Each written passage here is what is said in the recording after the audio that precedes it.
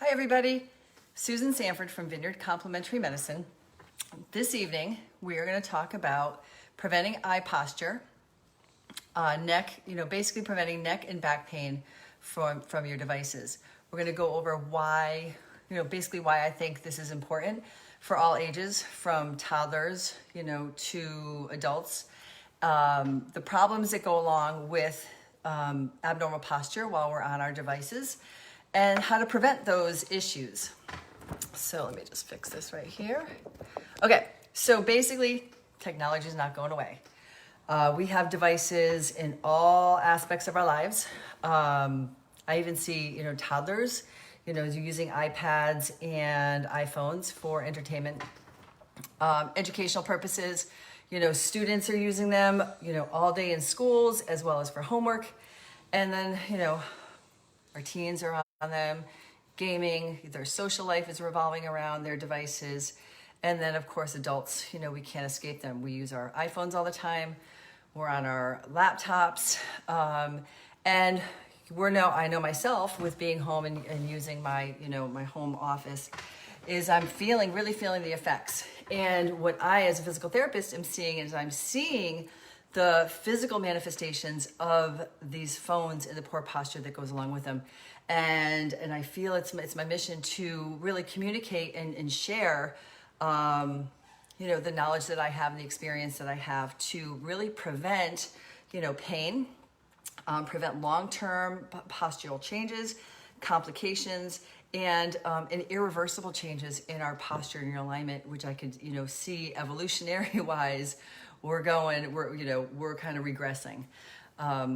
So that being said, let's go through the different issues that go along with poor posture. So obviously pain, neck pain, upper back pain are the biggest things that we see, as well as headaches. So you can get headaches from your upper neck being tight, out of alignment. And you can also get, shoulder pain, because what I notice on for myself is when you're holding a phone all the time with one arm, that shoulder kind of like starts changing posture. And then you can end up just hurting yourself from those, from those changes. So posture stuff. In the event, we showed a progression of what your head weighs. And you get a heavy head when your ears and shoulders are not in line. So it's really important to make sure that your head and neck are in alignment, because your head will actually feel heavier than it really is. For example, my head, if I could plunk it off and stick it on a scale, I would guess that my head weighed about 12 pounds. For every increment that your ears go in front of your shoulders, right? So I don't know if you can see. So my landmark is there. You want your ear to line up with your acromion, and that's the little nubby bone at the top of your shoulder. For every increment that your head is shifted forward, your neck muscles are working harder and harder to hold it up. So it's supposed to weigh about, 12 pounds here. If it's forward this much, my head's gonna feel like it weighs like 35 pounds. And that's a lot of work for these little muscles that really aren't supposed to be working. When you're resting, these muscles should be quiet. So that's why they get mad at you. When they get mad at you, then you have pain. So that's the muscles' communication to your body that they're mad at you.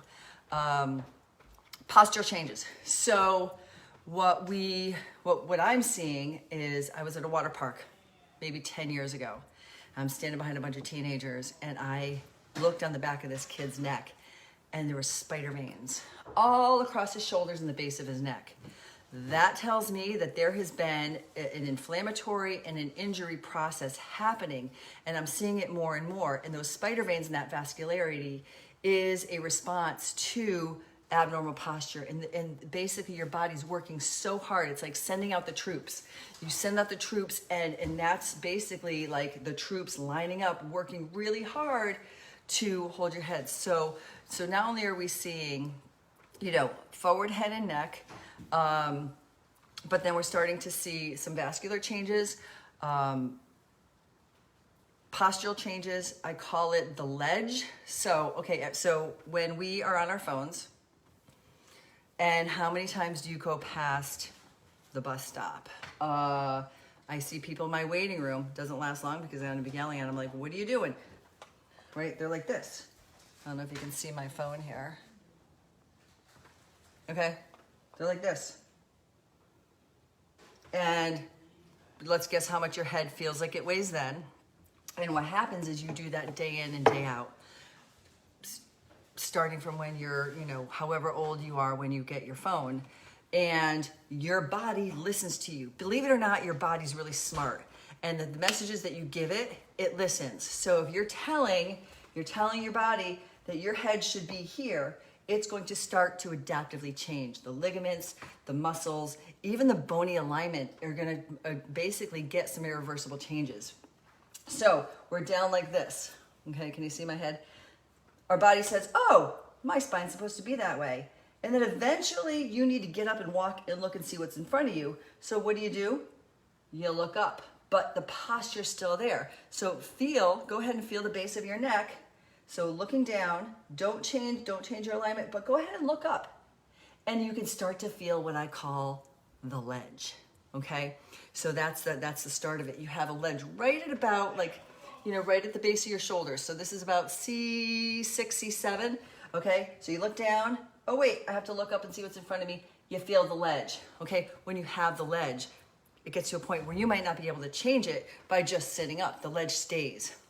The ledge means that there is compression. So your bones, if you're forward, all right, then you go and look up, and you are just compressing and jamming up that whole level there, okay? Why do we care? Well, 1, it hurts. 2, you're kinking your garden hose.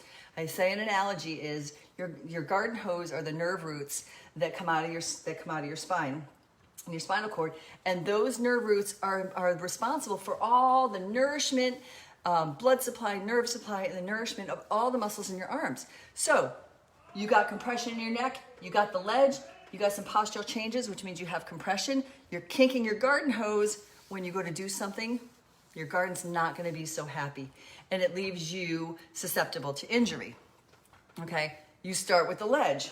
What eventually happens? The ledge will progress to the hump, okay? Ladies, you're familiar with this. We don't want the hump. Every time I point out that somebody, especially women, get the hump, that brings them right to their attention. So then that ledge now creates an inflammatory process. Your body's working really hard, and you start to get some inflammation. You start to get that kind of like that fatty tissue, that kind of that stagnant, in Chinese medicine, that kind of stagnant, damp accumulation of fluids and tissue, and you get the hump. So the ledge, like compression, leaves you susceptible to more injury, obviously, neck pain, potential headaches. The ledge will progress to the hump, okay? And then, and at that point, so really the earlier you can, prevent it first, that's most important. But if you start to see some changes, really work on trying to make sure that you keep your ears and shoulders in line to prevent the ledge, prevent the progression of the hump, and then let's talk about the horns. So we got the ledge, the hump, and then bad news. Have you heard about the horns? Okay, so when a muscle is yanking really hard on a bone, happens with bone spurs in your feet. What's happening is that you get an abnormal pull of the muscles. So say this is my bone, and this is the muscle, and I'm attaching here, and I'm pulling, and I'm pulling, and I'm yanking abnormally, right? Just like these muscles in the back of your neck, right here, the muscles that attach here, right? They're working really hard because they feel like your head weighs about 46 pounds. So they're yanking, they're yanking, they're yanking. So your body, really smart, says, oh my gosh, what are you doing to me? You're yanking on me. The bone is like, holy geez, they're having a tug of war, creates this response, and your bone tries to make itself tougher, stronger, and lay down more calcium because the muscle is yanking on that attachment. So what do? You start to grow more bone. And that's where the horns come in, okay? So what's happening is that you're getting these bone spurs. Osteophytes, bone spurs, the same thing. It's abnormal bone formation in response to abnormal tugging of the muscle attachments. So you're starting to get these horns. And then guess what? Eventually, kids are growing up, they're growing, their bodies listen way better than ours do as adults. Okay, so they grow these horns, and then eventually you're not going to be able to lift up your head without these bones stabbing the structures around it. We don't want the horns, okay? So stop the ledge, stop the hump. Definitely let's make sure we don't get the horns, okay? Because at that point, once you have bony formation, there's no going back, okay?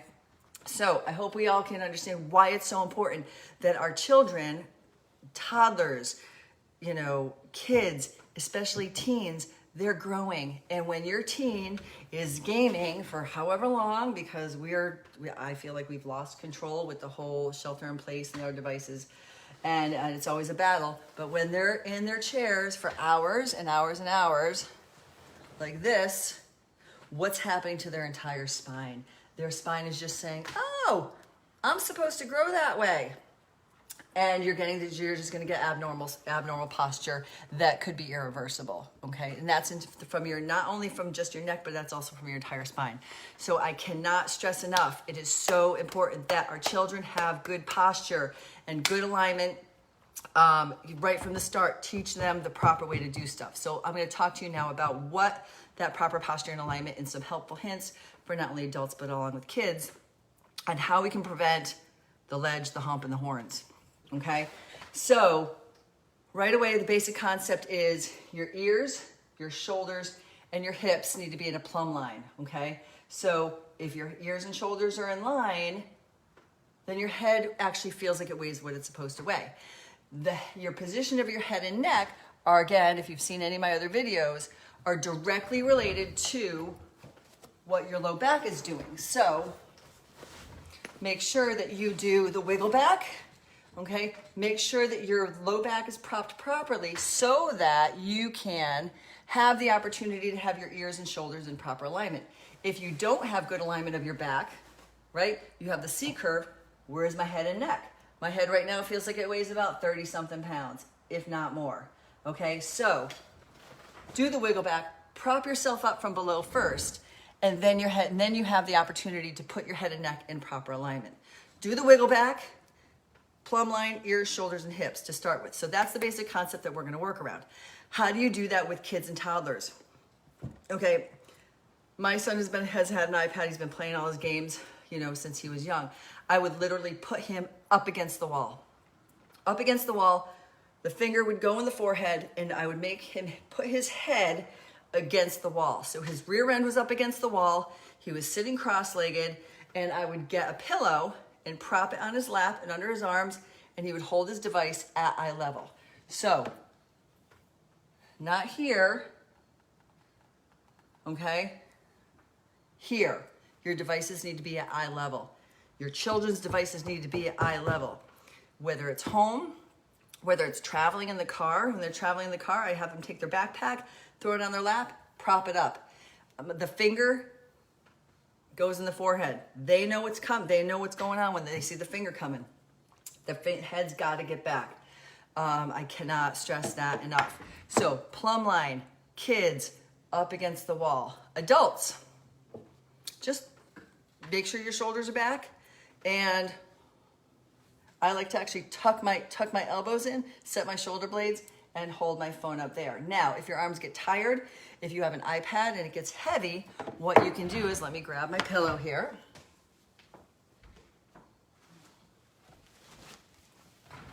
And you get a pillow. And you do the pillow prop. Stick it under your arms. And hold it up like that. Make sure you're not like this, right? You can see my shoulders.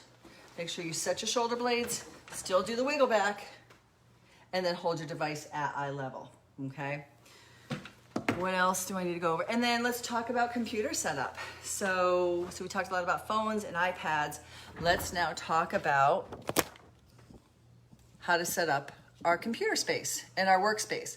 So whether you're on a desktop, whether you're on a laptop, the concepts are still the same. So desktop, eyes line up with the top of the monitor, okay? The keyboard proper alignment is 90, 90, 90. So do the wiggle back, you got the plumb line, your ankles are at 90 degrees, your knees are at 90 degrees, your hips are at 90 degrees, your elbows, okay? Your elbows are at 90 degrees, and that's where you put the keyboard. So you prop yourself, and then you design your space around your plumb line alignment, 90, 90, 90, 90, okay? How do we do that with a laptop? Well, laptops really shouldn't have the word lap in them at all for so many reasons, okay? Health reasons, which that's a whole nother video, but posture reasons, what the heck, okay? Is there even any opportunity to have the proper posture that I talked about with a laptop? Right? Lord, no. Okay? So what you need is either a couple reams of paper or a computer stand. So just get something to get your laptop up to the proper height so that the top of your screen is at eye level. So what you need to do, if you're at your desk for any length of time, you use your laptop as a monitor. Then you get a detachable keyboard and you bring the keyboard down to your proper level, because if you go put the monitor at the proper height, your arms are all jacked up and there's no way that you can get yourself into the proper alignment. If you get your hands at the proper alignment, then where's your head going? It's getting sucked into it. So use your laptop as the monitor. If you're on it for long periods of time at your home office or even regular office, get a detachable keyboard. That's the best thing that you can do.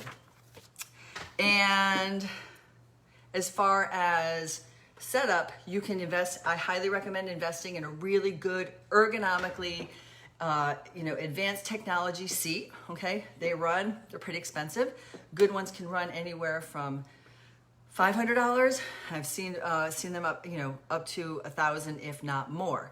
Okay. However, really important that that you get your seating set up. And if you cannot afford to go invest in a ergonomically correct chair, then I do what I call the poor person's posture prop, okay?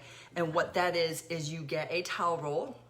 You need two things, a towel roll and a lumbar roll. Where is my lumbar roll? And what you do is you prop it, let me just grab it, it's right over here. And a towel.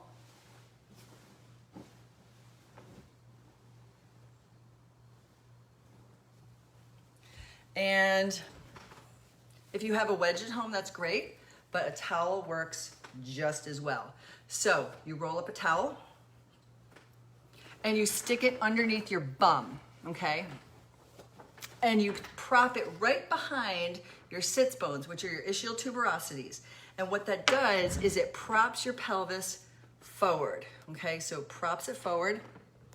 I don't know if you can see it, okay? So I've got my little posture prop here so that I do the wiggle back onto the posture prop and it's pitching me forward. So now I'm wedged there and actually I physically can't slouch now. Then I fill in the space with my lumbar roll. So you do the wiggle back, posture prop right there, and I have my poor person's posture prop. So whatever it takes to just get your alignment. So for you, your family, and especially your kids, I can't stress it enough, get them upright, get their plumb line correct, up against the wall. Even in the ergonomically, I got my son a gaming chair. I had to set it up and I had to monitor him because I was still finding that he was slumping into it. I had to make some adjustments, still monitor it. Just because you spend a lot of money on a chair doesn't mean they're using it correctly. So just to recap, we want to make sure that we are making sure our posture and our devices is stellar. We want to set an example to our kids because they are our evolution. They're the next generation. They're growing and their bodies are so much more responsive to poor posture and bad habits. We want to make sure that we're not suffering in pain. People in pain are not fun. Life is not as fun when you're in pain. We want to make sure that we don't get irreversible problems and bony formations. And we would just want to make sure that we're setting an example to everyone around us. And just notice, be a posture police and look around and look at all the bad posture that's happening and set an example for yourself. And when it's appropriate, especially for your family and friends, correct them. Get them where you need to be. Ears, shoulders, hips in line. I can't stress it enough.